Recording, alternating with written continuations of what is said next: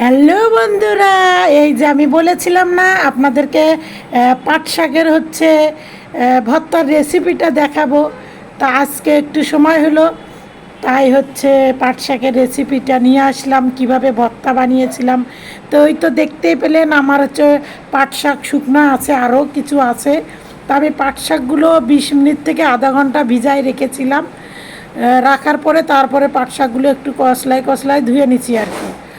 ধুয়ে নিচ্ছি, দেখেন একদম লাল জল বের হচ্ছে। কেন শুকাইতে তো ওর মধ্যে ময়লা ঢোকে, ধুলাবালি যায়, সেগুলি তো আর এরকমই খাওয়া যাবে না। এই জন্য আমি কি করছি, পাট শাকগুলো আমি ভিজায় রেখেছিলাম, সেগুলো আমি ধুয়ে নিলাম।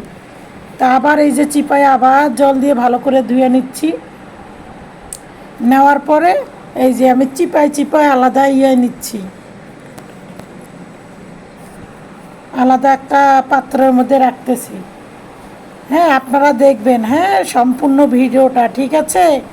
তা আমি সবগুলো এই যে পাট শাক চিপায় নিয়েছি, তারপরে যে শুকনা লঙ্কা ভেজে নিয়েছি, তার কয়েকটা দিলাম, ঝাল ঝাল করে একটু ভর্তাটা বানাবো তো, এই জন্য আর কি। তারপরে পরিমাণ মতো লবণ দিলাম, সরিষার তেল দিলাম। সরিষার তেল ছাড়া কি আপনার ভর্তা মজা লাগে বলেন তো আপনারা এখন? এই জন্যে কী করলাম, সরিষার তেল দিলাম।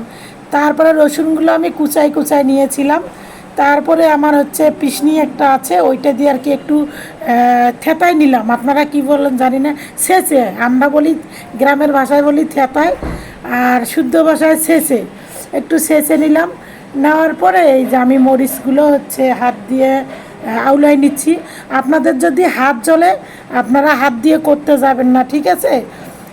আপনারা গ্লাভস পরবেন, এগুলো প্লাস্টিকেরও তো গ্লাভস পাওয়া যায়, ওগুলো পরে নেবেন। না হলে গ্লাভস যদি না থাকে তখন কি করবেন, পলিথিন একটা ধুবেন, সুন্দর একটা পলিথিন ধুয়ে, পরিষ্কার একটা পলিথিন নিয়ে ধুয়ে ওইটার মধ্যে হাতটা ঢুকাই দিয়ে তারপরে মরিচটা হচ্ছে ছানবেন। তাছাড়া কিন্তু হাত জ্বলবে। হ্যাঁ, যারা হাত জ্বলার ভয় করতেছেন তারা এইভাবে আপনারা ভর্তাটা বানাবেন। রসুনও ঝাল, মরিচটাও ঝাল, তখন কিন্তু হাত অনেক জ্বলবে, ঠিক আছে? আমার হাত জ্বলবে না, এই জন্য আমি হাত দিয়েই করেছি। তারপরে কী করলাম, এই যে রসুনগুলো ভর্তাটা যেগুলো বানাইলাম একসঙ্গে, মরিচটা ছেনে নিলাম। তারপরে এই যে আমি শাকগুলোর মধ্যে দিয়ে মাখলাম। এইরকম করে ভাত দিয়ে খেতে আহ কি যে ভালো লাগে, আমার কাছে ভালো লাগে। আপনাদের কাছে কেমন লাগে জানি না, আপনারা কোনো দিন খেয়েছেন না না খেয়েছেন তাও জানি না।